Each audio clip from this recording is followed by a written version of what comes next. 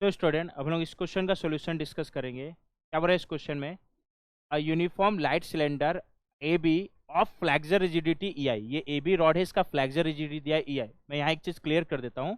ये question gate 2022 में आया था और यहाँ पर फ्लैक्सर रिजिडिटी की बजाय सेक्शन मॉडुलस ई आई लिखा हुआ था, बट एक्चुअली में वो फ्लैक्सर रिजिडिटी दिया हुआ है। हो सकता है वो टाइपिंग एरर हो या लिखने में मिस्टेक कर दिया हो। सेक्शन मॉडुलस तो क्या होता है, आई बाई वाई मैक्स होता है किसी भी क्रॉस सेक्शन का। तो एक्चुअल में ये सेक्शन मॉडुलस नहीं दिया है, ये फ्लैक्सर रिजिडिटी दी। Clear point? ठीक है, तो लिखने में मिस्टेक था, मैं उसको सुधार दिया हूँ। ठीक है, तो a uniform light cylinder AB of flexure rigidity EI is pinned by a frictionless joint A to the ground and supported by a light inextensible cable CB to hang a vertical rod W as shown in figure। ये diagram दिया हुआ है, ये rod है, यहाँ पर ये hinge connection है, ये पिन के कनेक्शन के थ्रू इस केबल से जुड़ा हुआ है और यहाँ पर एक लो वेट है W, इसको सपोर्ट करने के लिए सिस्टम में लगाया हूँ। If the maximum value of W to avoid buckling of the beam AB, beam AB का बकलिंग को अवॉइड करने के लिए is to be obtained as beta pi square EI, मतलब बीम AB में कोई भी बकलिंग ना हो उसके लिए W की maximum allowable value beta pi square EI है। मतलब एक्चुअल W या तो इतना या इससे कम होना चाहिए ताकि बीम AB में बकलिंग ना हो। तो मेरे को क्या बोलता है, where pi is the ratio of circumference to the diameter of a circle. कई बार गेट वाला कितना अच्छे से देता है, सरकमफ्रेंस क्या होता है, पाई इंटू डी, सर्कल का डायमीटर क्या होता है, D, pi D divide by T, यानी पाई जो होता है वो पाई ही है। Clear point? Then the value of beta is, मेरे को वैल्यू ऑफ बीटा पूछा है। क्लियर? ये डायग्राम हम लोग को अलग से ड्रॉ करके दे दिया हुआ है। ठीक है, यहाँ बीटा का वो दिया हुआ है। ठीक है, तब beta metre to the power -2 में दिया है, ध्यान देना। यानी यहाँ बीटा कैलकुलेट करते समय हम लोग एसआई यूनिट यूज कर लेते हैं, सबसे बेस्ट है। Clear point? अब ध्यान देना, सबसे पहले ए बी में मेरे को बकलिंग अवॉइड करना है, तो पहले ए बी में पक्का कंप्रेसिव फोर्स आ रहा होगा, तभी तो उसमें बकलिंग होने का चांस है ना। तो पहले ए बी में कितना कंप्रेसिव फोर्स आ रहा है वो निकाले। तो अगर ए बी में कंप्रेशन नहीं आ रहा तब तो कभी बकलिंग नहीं हो सकती, तब तो बकलिंग के हिसाब से डब्ल्यू कितना भी लगा सकते हो ताकि बकलिंग ना हो, क्योंकि ए बी में बकलिंग हो ही नहीं सकती। और अभी ए बी में पक्का कंप्रेसिव फोर्स आ रहा होगा। तो मैं क्या करता हूँ, ए बी में कितना कंप्रेसिव फोर्स आ रहा है उसके लिए इस जॉइंट बी का फ्री बॉडी डायग्राम बना लेते। ठीक है, सपोज इस ए बी मेंबर या बीम को 1 बोल दूँ, इस केबल को अगर मैं 2 बोलूँ, तो मेंबर 1 पे कंप्रेसिव फोर्स आ रहा है। तो मेंबर 1 पे जितना कंप्रेसिव फोर्स आ रहा है उसके लिए मैं एक बार के लिए उसको F1 से डिनोट कर रहा हूँ और उसका नेचर क्या है, कंप्रेसिव। ये हो गया। अच्छा, मेंबर 2 पे थोड़ा इमेजिन करो ना, तो मेंबर 2 पे टेंसाइल फोर्स आएगा। तो मेंबर 2 पे जो टेंसाइल फोर्स आएगा उसको F2, मैं बता रहा हूँ कैसे। बट मान लो अगर इमेजिन नहीं भी कर पा रहे हो तो अपने मन से टेंसाइल ले लो।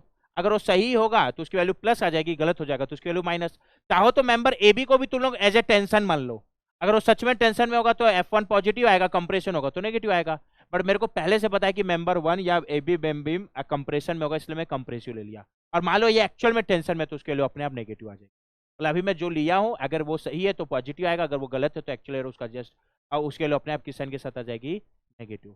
तो अब हम लोग क्या करते हैं सर, जॉइंट बी का फ्री बॉडी डायग्राम बना लेते हैं। और जॉइंट बी का फ्री डायग्राम बनाओगे तो कैसे करेंगे, जॉइंट बी से का फ्री डायग्राम, जॉइंट बी पे ये वेट लग रहा है डब्लू, उसके बाद बी पे एक डाउनवर्ड फोर्स आएगा नीचे की तरफ, ये सर। ठीक है, जॉइंट बी से ये ए बी बीम कनेक्टेड है, इसको यहाँ से कट कर देंगे। फिर पॉइंट, ए बी को 1 मेंबर बोला हूँ। ये मेंबर 2 कनेक्टेड है, इसको यहाँ से कट कर दिए। ये एंगल कितना डिग्री है, 30। ठीक है, मेंबर 1 पे जो एक्सल फोर्स आ रहा है F1, अभी उसका नेचर कंप्रेसिव मान के चला हूँ। तो कंप्रेसिव तो यहाँ ऐसा एरो जो उसको कंप्रेस करे, इधर लेना पड़ेगा क्या। तो ये मेंबर 1 का एक्सल फोर्स F1 हो गया। अब ये एरो ये जो कंप्रेसिव माना अगर ये सही है तो इसके लिए प्लस साइन के साथ आएगा, ये गलत है तो इसके लिए माइनस साइन। ठीक है, F2 का नेचर अभी मेंबर 2 पे जो एक्सल फोर्स है उसको मैं F2 टेंसाइल माना हूँ, अगर वो सही है तो प्लस आ जाएगा, गलत है तो माइनस। तो अभी टेंसाइल माना तो यहाँ ऐसा एरो जो इसको खींचे उसके लिए इधर लेना पड़ेगा क्या, ये F2 का एरो हो गया। अगर ये सही है तो प्लस आ जाएगा, गलत है तो अपने आप किस साइन के साथ आ जाएगा, माइनस साइन। अब क्या करता हूँ, जैसे ही ये जॉइंट बी का एफबीडी बना दिया, ये इंटरनल फोर्स लगाने के बाद net force in joint B 0 होगा। तो net force in Y direction Z B में 0 पॉइंट बी पे 0 होगा। यस सर, तो समेशन ऑफ फोर्स कर देते हैं वाई डायरेक्शन में। वाई डायरेक्शन का सारा फोर्स लोग एक भी स्किप नहीं करोगे। मान लो मैं ऊपर वाले को ऐड कर रहा हूँ तो नीचे वाले को subtract. W already Y direction में आ रहा है तो एजिटी आ जाएगा, और नीचे आ रहा है तो माइनस करूंगा। F2 का वाई कंपोनेंट, F2 इसका हॉरिजॉन्टल से एंगल 30 है, तो वाई कंपोनेंट F2 साइन 30 होगा। और ऊपर आएगा, ऊपर वाले को अभी ऐड कर रहा हूं, ये प्लस F2 साइन 30 हो गया क्या, yes sir. F1 x direction में आ रहा है तो उसका वाई कंपोनेंट 0 होगा क्या, तो उसको लिखने की जरूरत नहीं है। ये net force in Y direction 0, यहाँ से F2 निकल जाएगा, कितना आएगा सर, F2 आएगा ट्वाइस ऑफ W, चेक कर लेना, साइन 30 1/2 होता है, yes sir, twice of W। और ये प्लस साइन के साथ आ रहा है, मतलब जो F2 का एरो लिया वो सही है, यानी मैं 2 को टेंशन पे लिया हूँ तो सच में। अब सिमिलरली इससे मैं net force in X direction 0 कर दो, क्या होगा, एक्स डायरेक्शन का सारा फोर्स। अभी मैं इधर वाले को ऐड करूँ तो इधर वाले को सब्सट्रैक्ट करोगे। डब्ल्यू वाई डायरेक्शन में आ रहा है तो इसका तो एक्स कंपोनेंट 0 होगा। F1 ऑलरेडी एक्स डायरेक्शन में आ रहा है तो एज इट इज आ जाएगा, इधर आ रहा है इधर वाले को ऐड करूंगा प्लस F1।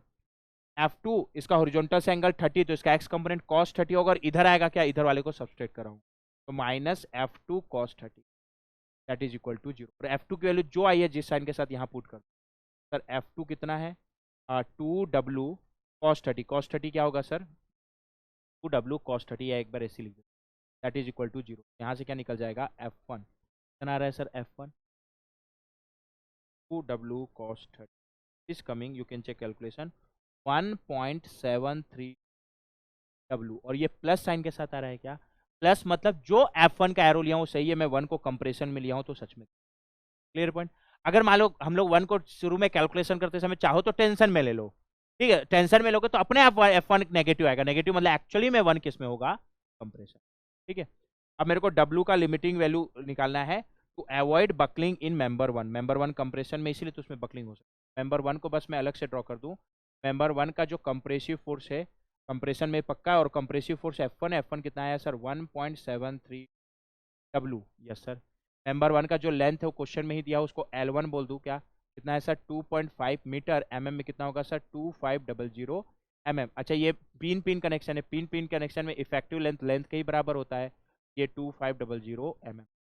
अच्छा अभी सब SI यूनिट पे रख रहा हूँ ना मैं, काम करते हैं कैलकुलेशन SI यूनिट क्यों, क्योंकि बीटा की value metre to the power -2 पे, effective length pin pin connection के लिए लेंथ के ही बराबर होगा, तो ये कितना होगा 2.5 फिर।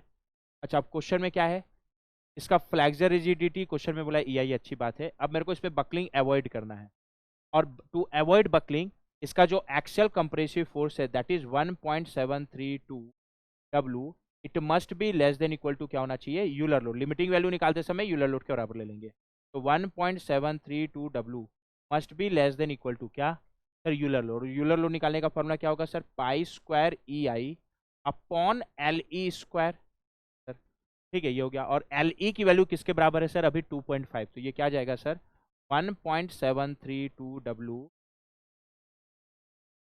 मस्ट बी, यहाँ से अगर निकालोगे W का लिमिटिंग वैल्यू, तो W must be less than equal to क्या जाएगा sir, pi square EI upon LE, LE कितना है 2.5 मीटर, तो 2.5 का स्क्वायर, और ये 1.732 नीचे आ जाएगा क्या,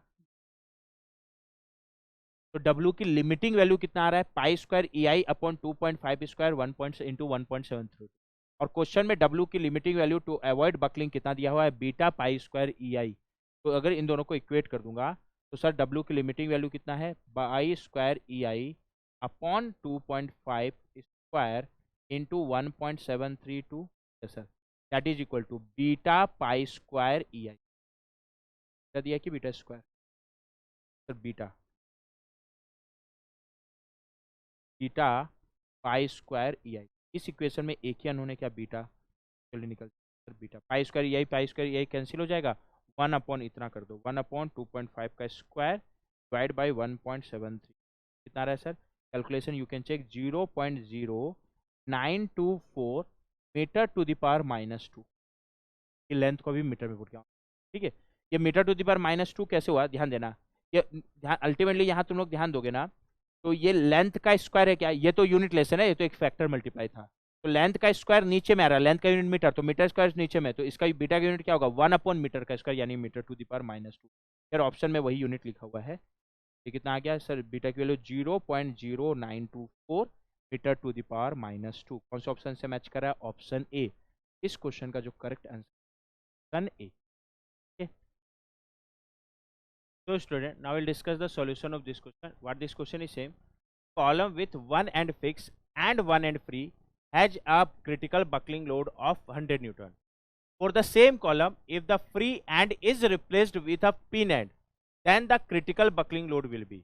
यानी क्या हो रहा है, दो केसेस दिया है, फर्स्ट केस में क्या है, कॉलम है जिसका एक एंड क्या है फिक्स है और एक एंड क्या है फ्री, तो इसको मैं फिक्स फ्री कनेक्शन बोल सकता हूँ क्या, हाँ सर। और इस फर्स्ट केस का मेरे को यूलर बकलिंग लोड दिया है, उसको अगर मैं उसको PE1 बोलूँ फर्स्ट केस के यूलर बकलिंग लोड को, दैट इज 100 न्यूटन। अब क्वेश्चन में क्या हो रहा है कि सेम कॉलम में अब हम लोग क्या करें, कॉलम सेम है, ठीक है, बस उसका एक एंड कनेक्शन चेंज करे, जो फ्री एंड है उसको रिप्लेस कर दे रहे पिन कनेक्शन से। तो अगर मैं सेकंड केस बोलूँ तो second case is fix pin connection. ठीक है, दोनों केस में कॉलम सेम है, बस एक एंड कनेक्शन चेंज हुआ है, यू फ्री को हम लोग पिन कर दिए हैं। कॉलम सेम है, यानी फर्स्ट केस और सेकंड केस दोनों केस में कॉलम का लेंथ सेम होगा क्या? फर्स्ट केस में अगर लेंथ एल है तो सेकंड केस में भी एल होगा। अच्छा, कॉलम सेम है मतलब मटेरियल सेम होगा, क्रॉस सेक्शन सेम होगा, मतलब अल्टीमेटली ई और आई का product that is flexor rigidity same होगा क्या? तो फर्स्ट केस का अगर फ्लेक्सर रिजिडिटी ई आई है तो सेकंड केस का भी फ्लेक्सर रिजिडिटी क्या होगा? ई आई। ओनली एंड कंडीशन चेंज, और ये एंड कंडीशन चेंज हुआ है तो सेकंड केस का Euler buckling load that is E2 इतना होगा क्वेश्चन। ये कैसे निकालेंगे? तो फर्स्ट केस का यूलर बकलिंग लोड का फॉर्मूला लिखो, सेकंड केस का फॉर्मूला लिखो, और दोनों का रेशियो ले लेना, निकल जाएगा। ठीक है, अब यूलर बकलिंग लोड का फॉर्मूला क्या होता है? Pi square E I upon L E square. दोनों केस का ई आई तो सेम है, एल ई बट क्या होता है sir? Effective length. Effective length क्या होता है? एंड कनेक्शन पे डिपेंड करेगा। जैसे फर्स्ट केस का अगर मैं इफेक्टिव लेंथ को एल ई वन बोलूँ, क्योंकि दोनों केस का एंड कनेक्शन अलग अलग है, तो फर्स्ट केस के इफेक्टिव लेंथ को अगर मैं एल ई वन बोलूँ, अलग से लिख देता हूँ। ठीक है, तो फर्स्ट केस के इफेक्टिव लेंथ को अगर मैं एल ई वन बोलूँ, फर्स्ट केस कौन सा कनेक्शन है सर? Fix free connection. और फिक्स फ्री कनेक्शन में effective length twice of length के बराबर होता है क्या? Yes sir, twice. और फर्स्ट केस का लेंथ एल है तो फर्स्ट केस का इफेक्टिव लेंथ क्या हो जाएगा? Twice of L. Similarly second case के इफेक्टिव लेंथ को अगर हम लोग एल ई टू बोले तो सर एल ई टू कितना होगा? सेकेंड केस का लेंथ तो एल है बट एंड कनेक्शन अलग है। कौन सा एंड कनेक्शन है? Fix pin connection. अच्छा, फिक्स पिन कनेक्शन के लिए जो इफेक्टिव लेंथ होता है वो लेंथ बाई रूट टू होता है क्या? अच्छा, सेकेंड केस का लेंथ तो एल ही है, सो डिवाइड बाई रूट। ये फॉर्मूला इफेक्टिव लेंथ का पता। अच्छा, जैसे ही ये निकल गया तो फर्स्ट केस और सेकेंड केस का इफेक्ट यूलर लोड का फॉर्मूला आएगा। क्या आएगा? फर्स्ट केस के अगर यूलर लोड को हम लोग पी ई वन बोल रहे तो पी ई वन क्या होगा sir? Pi square E I upon L E square. Yes sir. अच्छा, फर्स्ट के एल ई, फर्स्ट केस का ई आई ही है, फर्स्ट केस का एल ई को मैं एल ई वन बोला हूँ तो एल ई वन का स्क्वायर, और ये कितना हो जाएगा सर? इसको सिंप्लीफाई करोगे, P E one will be pi square E I upon L E one कितना है सर? 12 का स्क्वायर पर, और 12 का होल स्क्वायर को सिंप्लीफाई करोगे तो वन फर्स्ट केस का आएगा sir? Pi square E I upon two का, तो मैं इक्वेशन आ गया क्या? सिमिलरली सेकेंड केस के यूलर लोड को अगर मैं पी ई टू बोलूँ तो पी ई टू कितना होगा sir? Pi square E I upon L E square for second case. Yes. अच्छा, ई आई तो दोनों केस का सेम है। Yes sir. सेकेंड केस के एल ई को एल ई टू बोला हूँ तो ये एल ई टू का स्क्वायर हो जाएगा क्या? कितना आएगा ये? P E two, P E two कितना आ जाएगा सर? इसको सिंप्लीफाई करोगे तो pi square E I upon L E two कितना है sir? L by root two will be L upon root two का होल स्क्वायर करोगे। सेकेंड केस का Euler load that is P आएगा sir? Pi square E I upon L square divide by root two का square, नीचे में root two का square two हो जाएगा, टू ऊपर चला जाएगा क्या? तो ये two pi square E I upon L square होगा क्या? तो हम लोग क्या बोल दिए? और जैसे ये निकल गया तो हम लोग P E two divide by P one निकाले, उसके लिए क्या करो? Equation two divide by equation आ जाएगा sir? P E two divide by P one, और पी वन पता है तो फिर पी टू निकल जाएगा, आएगा। दोनों में जो कॉमन है उसको लिखने की जरूरत नहीं है। Pi square E I upon L square, pi square E I upon L square दोनों जगह रहा है वो कट जाएगा। इसके अलावा पी टू में अलग से क्या रहा है? ऊपर में two will be two divide by P one में वन बाई फोर अलग से आ रहा है क्या? तो it will be one upon, ऊपर चला जाएगा तो क्या आएगा सर? पी टू आ जाएगा, ये will be two by one by four, four ऊपर चला जाएगा तो फोर टू जा एट आ जाएगा क्या? P E two divide by P one कितना है? 100 न्यूटन दैट इज इक्वल आ रहा है पी एट एट दैट कि मैं पी ई वन न्यूटन में पुट किया हूँ तो सेकेंड केस का जो यूलर बकलिंग है या यूलर क्रिटिकल में, and how much it is 800 कौन से ऑप्शन से मैच कर रहा है sir? Numerical answer type question, क्या आंसर? तो इस क्वेश्चन का जो करेक्ट आंसर है that is 800। Okay, so student, now we'll discuss the solution of this question. What this question is saying, this is multiple choice question. और इस question में the trace member shown in figure has 4 member of length L and EI. ये 4 member इनका length L and flexure rigidity is EI, sorry. And 1 member of length L root 2 and flexure rigidity 4 EI. ये जो member इसका length L root 2 है and flexure rigidity is 4 EI. The truss is loaded by a pair of forces of equal magnitude P S on in figure, diagram दिया हुआ है। मेरे को question क्या पूछ रहा है, the smallest value of P at which any of the truss member will buckle is, मतलब मेरे को पी का स्मॉलेस्ट वैल्यू निकालना है जिसमें कोई भी एक ट्रस मेंबर क्या हो जाएगा, बकल, मतलब एक्चुअल पी या तो उतना है या उससे ज्यादा है, तो एटलीस्ट वन मेंबर क्या हो जाएगा, बकल हो जाएगा। Clear point. अब ध्यान देना, सबसे पहले तो हम लोग क्या करेंगे, हर एक मेंबर का एक्सल फोर्स निकालेंगे, और बकलिंग केवल उसी में हो सकता है, बकलिंग केवल उसी में हो सकता है जिसमें जो मेंबर कंप्रेशन में हो। तो मेरे को ये देखना पड़ेगा इन पांचों मेंबर में कौन कौन सा मेंबर कंप्रेशन में है, और जो मेंबर कंप्रेशन में है अगर उसका जो एक्सल कंप्रेसिव फोर्स है वो क्या हो जाए, अगर यूलर लोड या उसके बराबर या उसके को क्रॉस कर जाए तो उस मेंबर में क्या हो जाएगा, बकलिंग हो जाएगा। और स्मॉलेस्ट वैल्यू ऑफ पी पूछा है जिसमें एटलीस्ट कम से कम एक मेंबर क्या हो जाए, बकल हो जाए। तो क्या करो, जो जो मेंबर कंप्रेशन है उसके corresponding limiting value of P निकालो, और उनमें जो सबसे कम आएगा, अगर एक्चुअल पी या तो उतना या उससे ज्यादा है तो कम से कम एक मेंबर बकल हो जाएगा क्या, तो उनमें जो सबसे कम आएगा वो आंसर हो जाएगा, यानी वो लिमिटिंग वैल्यू ऑफ पी हो जाएगा। अगर एक्चुअल पी या उतना या उससे ज्यादा है तो कम से कम एक मेंबर बकल हो जाएगा, और अगर मेरे को किसी भी मेंबर को बकल होने नहीं देना है तो एक्चुअल पी को या तो उतना या उससे कम रखना, फिर वो एक अलग चीज है।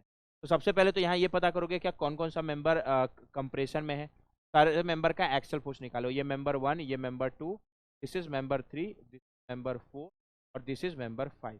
ठीक है, ये 45 डिग्री पे एक्ट कर रहा है। अच्छा, इसका लेंथ एल है, इसका भी लेंथ एल है, तो अगर ये एंगल निकालने जाओगे तुम लोग तो ये 45 डिग्री आएगा क्या, फिलहाल ये एंगल भी 45 डिग्री आएगा। क्या होगा, tan alpha equal to perpendicular upon base, perpendicular भी एल, बेस भी एल, 45 ही आएगा।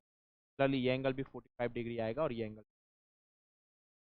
अब मैं क्या करता हूँ, मेंबर 1 2 3 4 और ये मेंबर 2 3 और ये 4 5, ये पांच मेंबर का एक्सल फोर्स निकाल, पहले 1 और 2 का निकाल लेता हूँ। ये डायग्राम सिमेट्रिक है तो ये बोल सकते हो कि जो भी एक्सल फोर्स 1 और 2 का आएगा वही एक्सल फोर्स 4 और 5 का आएगा, तो उसके लिए फिर से कैलकुलेशन करने की जरूरत। ठीक है, तो पहले 1 और 2 का। अभी मैं क्या कर लेता हूँ ना, ये एक्सल फोर्स निकालते समय सारे मेंबर को टेंशन में मान लेता हूँ।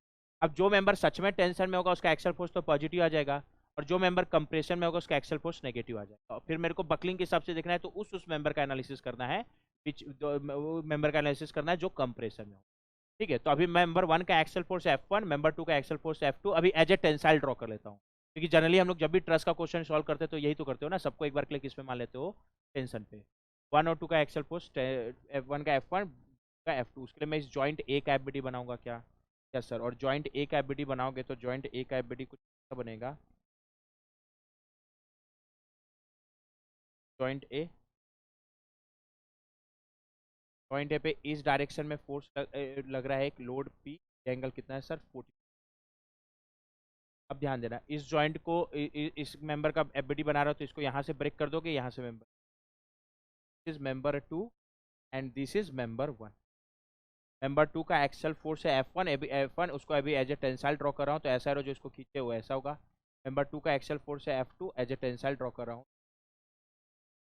अभी F1 F2 पी के टर्म में निकालेंगे, ये प्लस आएगा तो जो एरो लियो सही और गलत आएगा तो नेगेटिव, माइनस आएगा तो जो एरो लोगे लियो एक्चुअली उसका अपोजिट होगा। पर जब तक सारे एक्सल मेंबर सारे मेंबर का एक्सल फोर्स नहीं निकल जाता, अब तब तक जो आ रहा है जिस साइन के साथ आ रहा है उसी साइन के साथ वैल्यू को लिखूंगा, क्योंकि अभी मैं एज ए टेंशन सबको ड्रॉ, क्या आ जाएगा सर। अब F1 F2 निकालने के लिए या तो इक्विलिब्रियम का इक्वेशन यूज कर लो। इक्विलिब्रियम का इक्वेशन कैसे, इस सिस्टम में net force in X direction and Y direction zero का क्या, तो अगर मैं summation of force in X direction zero, क्या सर, तो यहाँ से क्या निकल जाएगा, F2 की वैल्यू डायरेक्ट निकल जाएगी। कैसे, summation of force in X direction zero करते समय मैं इधर वाले फोर्स को ऐड कर दे रहा हूँ और इधर वाले को सब्सट्रैक्ट कर, पी का एक्स कंपोनेंट क्या आएगा, पी कॉस 45, इधर इधर वाले को सब्सट्रैक्ट कराओ तो minus P cos 45। Yes sir, F2 already x direction में आ रहा है, इधर आ रहा है, इधर वाले को ऐड कराओ तो plus F2। Yes sir, F1 Y direction में आ रहा है तो उसका एक्स कंपोनेंट जीरो होगा क्या, और उसका एक्स कंपोनेंट जीरो होगा तो उसको लिखने की जरूरत, ये net force in X direction zero, यहाँ से F2 निकल जाएगा, कितना आएगा F2 कॉस 45, और कॉस 45 है 1 और F2 प्लस साइन के साथ आ रहा है, यानी अभी जो हम लोग F2 का एरो लिए है। Clear point, yes. अगला F1 के लिए क्या करेंगे, इसी सिस्टम में क्या करो, नेट फोर्स या summation of force in Y direction zero, क्या आएगा, सारा फोर्स वाई डायरेक्शन का जीरो करेंगे। अब मैं क्या करता हूँ, ये रिजॉल्व करते समय ऊपर वाले को ऐड कर देता हूँ, नीचे वाले को सब्सट्रैक्ट कर देता हूँ। इस पी का वाई कंपोनेंट क्या आएगा, इसका हॉरिजॉन्टल से एंगल 45 है तो वाई कंपोनेंट पी साइन 45 होगा, और ऊपर आएगा, ऊपर वाले को ऐड कर रहा हूँ। F1 ऑलरेडी वाई डायरेक्शन में आ रहा है तो इसका Y component as it is आ जाएगा, और नीचे आ रहा है और नीचे वाले को सब्सट्रैक्ट कर रहा हूँ, that's why minus. F2 x direction में आ रहा है तो उसका y component that is equal, यहाँ से क्या निकल जाएगा F1 क्या आएगा P sin 45 भी 1/रूट, ये भी प्लस साइन के साथ आया, तो जो F1 का एरो लिए है वो एरो भी क्या है। अच्छा अब जैसे ही निकल गया तो हम लोग सिमेट्रिक से बोल सकते हैं क्या कि जो F2 आएगा वही F4 आएगा, जो F1 आएगा वही F5 आएगा। अगर कैलकुलेशन करना चाहो तो इस जॉइंट का FBD लेके कैलकुलेशन कर लेना, बट मैं विथ सिमेट्रिसिटी बोल सकता हूँ। सिमेट्रिसिटी से मैं क्या बोल सकता हूँ कि सर F1 क्योंकि हर रिस्पेक्ट में सिमेट्रिक है ना, जैसा इधर लोड लग रहा है वैसे इधर लोड लग रहा है, और जितना ये एंगल पे ये है उसी तरीके से ये 1 और 2 जैसे ओरिएंटेड है, यहाँ 4 और 5 ओरिएंटेड। सिमेट्रिक सिटी से बोल सकता हूँ क्या F1 will be equal to F5 equal to P/√2, एक कंक्लूजन ये आया, and F2 will be is equal to F4 which is equal to P। और कंफ्यूजन हो रहा है तो कैलकुलेट कर, तब मेरा F1 F2 F4 F5 आ गया, और चारों टेंशन पे है, और टेंशन में मतलब उसमें तो बकलिंग हो ही नहीं सकता। अब बचा केवल एक मेंबर, दैट इज मेंबर 3।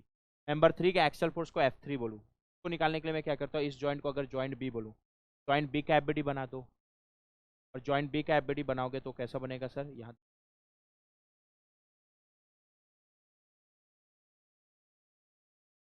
ये था ना, अब किसका एफबीडी बना रहा हूँ, जॉइंट बी का। ये ध्यान देना, जॉइंट बी पे मेंबर 1 कनेक्टेड है, उसको यहाँ से कट कर देंगे, मेंबर 3 कनेक्टेड है यहाँ से, मेंबर 5 कनेक्टेड है यहाँ से कट, कैसा बनेगा, इज मेंबर 1 मेंबर 5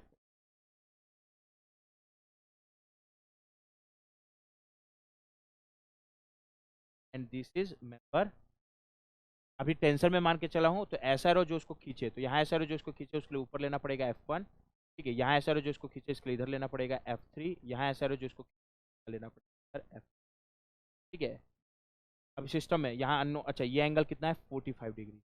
अब इस सिस्टम में जॉइंट बी के एफबीडी में क्या कर दूं मैं, नेट फोर्स या summation of force FBD of joint B ना, क्या कर दूं, summation of force in Y direction zero कर दो, किसी भी वाई डायरेक्शन में जीरो, क्या आएगा सर, वाई डायरेक्शन का सारा फोर्स लोगे और ऊपर वाले को अभी ऐड कर दे रहा हूँ तो नीचे वाले को सब्सट्रैक्ट।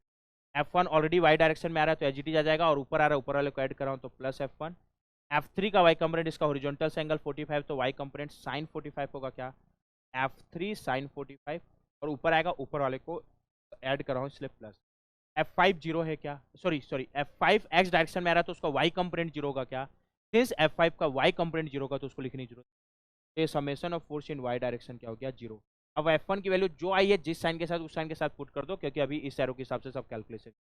F1 प्लस P/√2 आया है, प्लस F3 साइन 45 क्या होगा 1/√2 इक्वल टू जीरो, यहाँ से F3 निकल जाएगा क्या, F3 माइनस P आ रहा है क्या, ये इंपॉर्टेंट, F3 माइनस P यानी मेंबर 3 का एक्सल फोर्स तो P है, और माइनस मतलब वो किस में है, कंप्रेशन में। तो अभी हम लोग को केवल जो मेंबर कंप्रेशन में उस पर फोकस, ओनली अभी एक ही मेंबर कंप्रेशन में आया है क्या, कौन सा मेंबर, मेंबर 3, केवल मेंबर 3 पे हम लोग बकलिंग को, ठीक है, तो केवल कौन सा मेंबर कंप्रेशन, मेंबर इज में हम लोग को बकलिंग देख, मेंबर 3 को अलग से ड्रॉ, मेंबर 3 पे एक्सल कंप्रेसिव फोर्स, अच्छा अब इसको तो एज ए कंप्रेसिव दिखा चुका हूँ, तो अब यहाँ केवल वैल्यू लिखोगे, मेंबर 3 का एक्सल फोर्स माइनस पी था, माइनस पी में माइनस क्या था रहा, वो कंप्रेसिव, तो कंप्रेसिव तो ऑलरेडी दिखा चुका हूँ ना, यहाँ केवल एक्सल फोर्स जितना आ रहा है वो लिखो, कितना आ रहा है सर, टी। मेंबर 3 का लेंथ कितना है L√2 sir, and flexor rigidity कितना है 4, बाकी मेंबर टेंशन में तो उनमें बकलिंग चांस नहीं है। और जब भी मेरा ट्रस्ट का क्वेश्चन आ रहा है तो सारे कनेक्शन को पिन पिन कनेक्शन लिख, और पिन पिन कनेक्शन में जो मेरा इफेक्टिव लेंथ है, मेंबर 3 के इफेक्टिव लेंथ को LE3 बोलूँ, पिन पिन कनेक्शन में इफेक्टिव लेंथ लेंथ के ही बराबर होता है, और लेंथ इसका L√2 है। नाउ अब मेंबर 3 में बकलिंग कब होगा, जब मेंबर 3 का जो एक्सियल फोर्स है is P is great, member 3 will start कल, बकलिंग कब हो रहा है ये पूछा ना, when axial compressive force member 3 more than और equal to angular load which is π² EI upon आ जाएगा, ये तो greater than equal to pi square, ध्यान देना E I is flexural rigidity ना, ध्यान से pi square E I flexural rigidity होगा, और मेंबर 3 का जो फ्लैक्सर रिजिडिटी है दैट इज 4 यही तो अच्छे से लिखना है तुम लोग। यूलर लोड का फॉर्मूला होता है pi square E I upon L square, जहां ई आई फ्लैक्सर रिजिडिटी है, मेंबर 3 का फ्लैक्सर रिजिडिटी 4 ई आई है, डिवाइड बाई एल स्क्वायर। तो ये क्या हो जाएगा, P is greater than equal to pi square into 4 E I divide by L E. L E कितना है sir, L E is L root two, L root two का आ जाएगा, यहाँ से क्या आ रहा है, P must be greater than equal 4 pi square E I upon L root two का स्क्वायर 2 हो जाएगा, और 4 डिवाइड बाई 2 को 2 लिख सकते हैं क्या, आ रहा है 2 pi square E I upon L. तो अगर एक्चुअल पी या तो इतना या इससे ज़्यादा है बकल कर जाएगा, तो लिमिटिंग वैल्यू क्या आया जिसके बाद वो बकल स्टार्ट हो जाएगा, 2 pi square upon L square. और केवल इसी मेंबर पे फोकस क्यों, क्योंकि बाकी मेंबर टेंशन में, तो उसमें बकलिंग का चांस नहीं है। कम से कम एक मेंबर बकल हो जाएगा जब एक्चुअल पी इसको क्रॉस, इसलिए स्मॉलेस्ट वैल्यू ऑफ पी जिसमें कम से कम एक बकल मेंबर बकल हो जाएगा, एक्चुअल पी या तो उतना या उससे ज़्यादा है, वैल्यू कितना है 2 pi square E I upon, correct होगा 2 pi square E I upon. इस क्वेश्चन का जो करेक्ट आंसर है that is option D. Okay, तो student now will discuss the solution of this numerical answer type. क्या बोला इस question, uniaxial compression test data for a solid metal bar of length 1 metre is, एक bar है उसका length 1 metre, अगर length को मैं 1 से एल से denote 1 metre, in M M it will be 1000। The bar material has a linear elastic response from O to P. This diagram is given in the question. Yes, sir. Followed by a non-linear response. उसके बाद non linear हो गया, मतलब ये P is proportional limit. The point P represents the yield point of the material, और P yield point भी है, मतलब P के corresponding जो स्ट्रेस है वो मटेरियल का yield स्ट्रेस होगा क्या, हाँ सर, और P के corresponding जो स्ट्रेस है वो 100 और ये मेगा पास्कल में दिया है।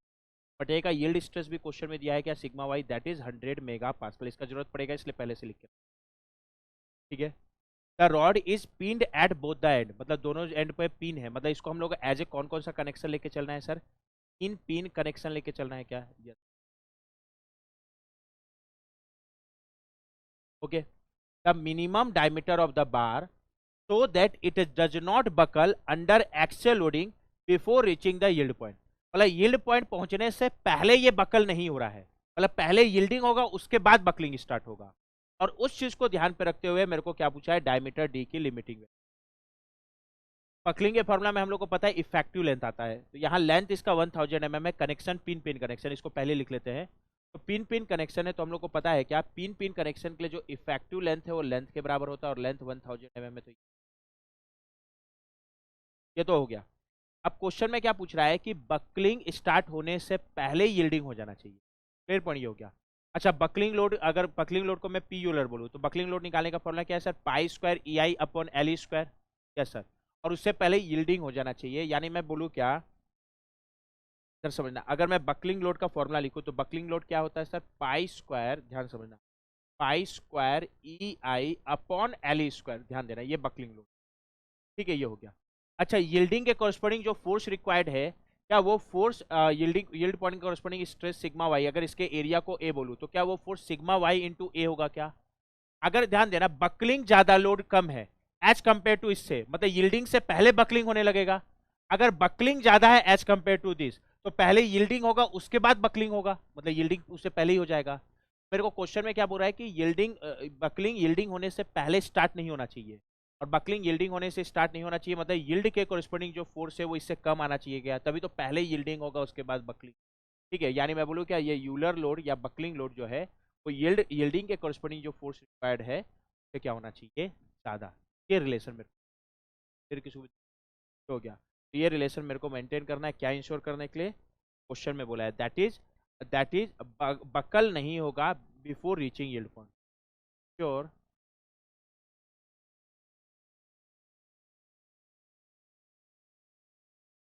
Buckling is not occurring before in yield point, yield point में पहुंचने से पहले बकलिंग स्टार्ट नहीं हो रहा है, ये इंश्योर करने के लिए pi square E I upon L square must. Clear point. अच्छा यहाँ ई क्या है इस मटेरियल का, यंग मोलेस क्या, तो यंग मोलेस क्वेश्चन में अलग से नहीं दिया बट इस ग्राफ से निकाल सकता हूँ। कैसे इस ग्राफ से निकाल सकते हो, ध्यान देना, ये जो प्रोपोर्शनल लाइन है इसका जो स्लोप है, अगर मैं इसका हॉरिजॉन्टल एंगल को थीटा बोलूँ, स्लोप टेन थीटा होगा, वही यंग मोलेस होता है क्या। यहाँ अगर मैं यंग मोलेस ई निकालूँ तो E is equal to tan theta. Tan theta क्या होगा, इस ट्रायंगल में परपेंडिकुलर अपॉन बेस कर दो, इसका परपेंडिकुलर 100 मेगा पास्कल है। यस सर, और बेस कितना है सर, 0.002। ये हो गया। यहाँ से क्या निकल जाएगा, यंग मोलेस कितना आएगा, ये निकालोगे तो 50,000 mega pascal. Calculation young modulus कितना आएगा sir, 100 divide by 0.0, that is 50। यहाँ से एक रिलेशन क्या आएगा, pi square E, E is 50,000 into I क्या होगा सर, पाई बाई 64, डायमीटर को तो डी पर 4 divide by L square, force को न्यूटन में डायमेंशन के में ले रहा हूँ, एल कितना है 1000 का square, must be greater than equal. Clear point. क्या जाएगा, sigma Y is yield point stress which is 100 mega pascal into area, area कितना होगा सर पाई बाय 4। वैसे लिमिटिंग डायमीटर निकालते समय इक्वल टू साइन ले लेना। Clear point. यहाँ पर ध्यान देना, ये डी टू दी पावर 4 है और ये डी स्क्वायर है, D to the power 4 upon D square कर दूँ तो इधर डी स्क्वायर बचेगा क्या, और बाकी सारा पार्ट को उधर, और बाकी ठीक है। और ध्यान देना इस साइड ग्रेटर देन साइन है तो it must be greater than equal to, क्या होना चाहिए सर 100। क्लियर। कैलकुलेशन चेक करना, ये पाई और पाई कैंसिल हो जाएगा क्या, ये डिवाइड बाई 4 ना चाहो तो लिख लो, बट वो पाई और पाई कैंसिल हो गया तो नहीं लिख रहा हूँ। 100 डिवाइड बाई 4, पाई और पाई कैंसिल हो गया। इसके अलावा क्या बच रहा है सर, ये 1000 का स्क्वायर इधर आएगा तो ऊपर चला जाएगा, इट इज 1000 स्क्वायर। यस, इसके अलावा ये पूरा पार्ट नीचे आ जाएगा, ये पाई स्क्वायर इंटू 50,000 इंटू पाई, तो इस पाई से कैंसिल हो गया है, ये क्या बचेगा 1/64। अच्छा यहाँ 1/64 लिखोगे तो 64 तो ऊपर चला जाएगा, तो क्या आएगा क्या, यस सर। तो इस इक्वेशन में एक ही अननोन है, दैट इज डायमीटर। डायमीटर की क्या आएगी, पहले इक्वल टू साइन लेके निकल, is coming 100 into 1000 square into divide by 4 divide by pi square divide by 50 and square root, it is coming 56.94। Clear point, ये हो गया। और एक्चुअल डायमीटर या तो इतना या इससे क्या होना चाहिए ज्यादा, इसीलिए क्वेश्चन में मिनिमम डायमीटर पूछा है। एक्चुअल डायमीटर या तो इतना या इससे ज्यादा होना चाहिए, ये इंश्योर करने के लिए कि यील्डिंग से पहले बकलिंग नहीं। मिनिमम डायमीटर या लिमिटिंग डायमीटर कितना या 56.9। अब क्वेश्चन में round off to 1 decimal place पूछा है तो इसको 1 डेसिमल प्लेस तक लास्ट में। इस क्वेश्चन का जो करेक्ट आंसर है दैट इज पॉइंट। तो student now will discuss the solution of this question. क्या बोले इस क्वेश्चन में, consider a prismatic straight beam of length L is equal to pi metre pinned at both end as shown in figure. The beam has a, तो पहले तो इसका जो length है उसको अगर मैं L से डिनोट किया है क्वेश्चन में, L कितना दिया है सर पाई मीटर, mm में कितना हो जाएगा 1000 pi, pinned end both end. The beam has a square cross section of side P equal to 6 mm। तो साइड P दिया है क्या सर, हाँ सर साइड P कितना दिया है 6 mm। क्रॉस सेक्शन कैसा है sir, now Young modulus of the bar is 200 giga pascal, यानी मेगा पास्कल में E is equal to 200,000 mega pascal. Now the coefficient of thermal expansion is also given, the value of coefficient of thermal expansion that is alpha is 3 into 10 to the power minus 6 per Kelvin. Now what we have to calculate, the minimum temperature rise required to cause Euler buckling of the beam। तो buckling Euler buckling start हो जाए उसके लिए delta T की minimum value कितना होना चाहिए, delta T का लिमिटिंग वैल्यू पूछा है क्या सर, लिमिटिंग वैल्यू फिर मतलब एक्चुअल डेल्टा टी या तो उतना या उससे ज्यादा हो जाए क्योंकि मिनिमम वर्ड यूज क्या है बकलिंग होने लगे। अब उसके लिए बकलिंग का कई सारा मतलब इसमें पक्का मेंबर में कंप्रेसिव फोर्स आ रहा होगा तभी बकलिंग में। पहले तो कंप्रेसिव फोर्स कैसे आ रहा है और कितना आएगा, तो ध्यान देना अगर मैं उसका एक्सप्रेशन निकालूं तो क्या होगा सर, अगर मैं इस पॉइंट को ए बोलूँ इस पॉइंट को बी बोलूँ जनरल, अब यहाँ पर इसका टेम्परेचर बढ़ा रहे हैं। अच्छा जाहिर सी बात है टेम्परेचर बढ़ा रहे हैं तो ए बी पोर्शन का लेंथ बढ़ना चाहेगा, हाँ सर, लेकिन ये दोनों तरफ से पिन किया हुआ है तो ए बी का लेंथ बढ़ना तो चाह रहा है लेकिन रेस्ट्रिक्शन उसको बढ़ने नहीं देगा, और बढ़ने नहीं देगा मतलब दोनों तरफ ऐसा एक रिएक्शन आएगा क्या जो इसको जबरदस्ती कॉन्ट्रैक्ट करके रखा होगा, क्यों, क्योंकि ए बी का लेंथ बढ़ना चाह रहा है बट ये रेस्ट्रिक्शन उसको बढ़ने नहीं दे रहा है तो ऐसा रिएक्शन आएगा जो जबरदस्ती कॉन्ट्रैक्ट करके रखा होगा, और इस रिएक्शन की वैल्यू इक्वल एंड अपोजिट होगा क्योंकि कोई एक्सटर्नल लोड नहीं है। अपोजिट तो दिख ही रहा है मेरे को, और इक्वल ले लो क्योंकि इक्वल एंड अपोजिट। तो अगर मैं यहाँ के रिएक्शन को आर बोलूँ तो देख सकते हो ये एज ए कंप्रेसिव, ठीक है। पर इसका एक्सप्रेशन निकालना पड़ेगा। चाहो तो ये एक्सप्रेशन को याद भी रख सकते हो कि अगर ए बी पोर्शन या कोई बार दोनों तरफ से रेस्ट्रिक्टेड है और उसका टेम्परेचर बढ़ा रहे हैं तो इसका टेम्परेचर बढ़ा रहे तो लेंथ बढ़ना चाहेगा, लेकिन ये रेस्ट्रिक्शन बढ़ने नहीं देगा। तो ऐसा रिएक्शन आएगा जो इसको जबरदस्ती कॉन्ट्रैक्ट करके रखा होगा, और इस रिएक्शन को निकालने का फॉर्मूला होता है alpha A E delta T. कई लोगों को याद रहता है, तो याद है तो अच्छी बात है, डायरेक्ट लिख लेना। अगर याद नहीं है तब तो प्रॉपर कैलकुलेट करना पड़ेगा। तो मान लो अगर याद नहीं है तो कैलकुलेट करना पड़ेगा, तो कैसे करोगे तो मैं बता देता हूँ। बट अगर याद रखना चाहो तो रख सकते हो अल्फा ए ई डेल्टा। अब कैसे निकालोगे, तो मेरे को पता है कि जैसे ये रिएक्शन आ गया, ये रिएक्शन आने के बाद ए बी पोर्शन का एक्चुअल चेंज लेंथ जीरो होगा क्या, that is actual delta A B zero होगा क्या, कि ए बी के बीच का लेंथ बढ़ना चाह रहा है लेकिन एक्चुअल में बढ़। अब ये कैसे निकालोगे, किसी भी पोर्शन का एक्चुअल चेंज लेंथ जब भी टेम्परेचर चेंज हो और साथ में एक्चुअल फोर्स भी आए तो निकालने का फॉर्मूला होता है delta A B mechanical, that is that part which is coming due to actual force, plus delta A B thermal, ये वो पार्ट हो गया जो टेम्परेचर चेंज होने के कारण इसमें जो लेंथ में चेंज होना चाह रहा है। ये एक्चुअल नहीं है, जो होना चाह रहा है एक्चुअल इनका एल्जेब्रिक सम, और एक्चुअल कितना है जी। अब मैकेनिकल यानी एक्सल फोर्स का निकालोगे, और ये निकालते समय जिस पार्ट का लेंथ बढ़ेगा उसको मैं अभी प्लस लूंगा, जिसका लेंथ कम होगा उसको माइनस। ए बी पोर्शन का एक्सल फोर्स आर कंप्रेसिव है क्या, कंप्रेसिव यानी उसका लेंथ कम होगा तो माइनस लूंगा। मैकेनिकल वाला पार्ट क्या हो जाएगा, P L upon A, P A B का axial force which is are compressive इसलिए मैं माइनस लिया, into L, L A B portion का लेंथ वो एल ही है।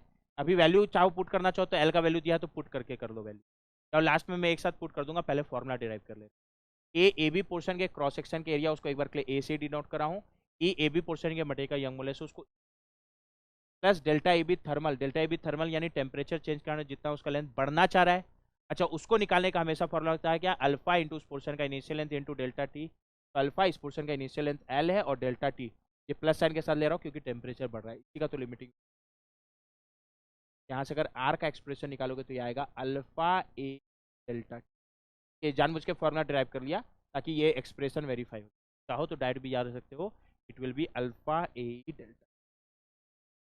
अब मेरे को क्या पता है कि मेरे सिस्टम में बकलिंग स्टार्ट हो जाए उसके लिए मिनिमम कितना टेम्परेचर राइज होना चाहिए, टू कॉज बकलिंग। बकलिंग कब होगा, ठीक है, जब एक्चुअल कंप्रेसिव फोर्स इस मेंबर पे या बिम में जो आ रहा है दैट इज आर वो यूलर लोड को क्रॉस कर जाए, यूलर से जाता, ठीक है। अच्छा, आर का एक्सप्रेशन क्या आया sir, alpha A E delta T, और अगर ये पी यूलर को क्रॉस कर जाए, पी यूलर कैसे निकालते हैं, पाई स्क्वायर इंटू फ्लेक्सर रिजिडिटी, या मोलेसिस का आई है, एक बार एरिया मोमेंट को आई से डिनोट करो, फ्लेक्सर रिजिडिटी ई आई होगा, डिवाइड बाई एल स्क्वायर। अच्छा एल ई, अभी पिन पिन कनेक्शन है, पिन पिन कनेक्शन में इफेक्टिव लेंथ लेंथ के ही बराबर होता है क्या, यहाँ एल ई एल के बराबर हो जाएगा, यहाँ से क्या निकल जाएगा, डेल्टा टी की लिमिटिंग क्या आएगा अगर उसका एज एक्सप्रेशन निकालोगे, ठीक है। चाहो तो पूरा वैल्यू अभी पुट कर दो, या जो कैंसिल हो रहा है कैंसिल कर दो, ई और ई कैंसिल हो जाएगा क्या। इसलिए मैं ये एक्सप्रेशन लिख के बताया कि अगर हो सकता है क्वेश्चन में यंग मोलेस नहीं भी दिया होता तो उसकी जरूरत नहीं है क्योंकि ई और ई कट जा रहा है। इसके अलावा क्या बात आ रहा है, delta T must be greater than equal pi square, E cut गया, यहाँ आई बचेगा, डिवाइड बाई ये एल स्क्वायर, फिर हो गया ई क्या। इसके अलावा यहाँ क्या है, ई तो कट गया, डेल्टा टी निकाल रहे, अल्फा ए वो नीचे चला जाएगा क्या,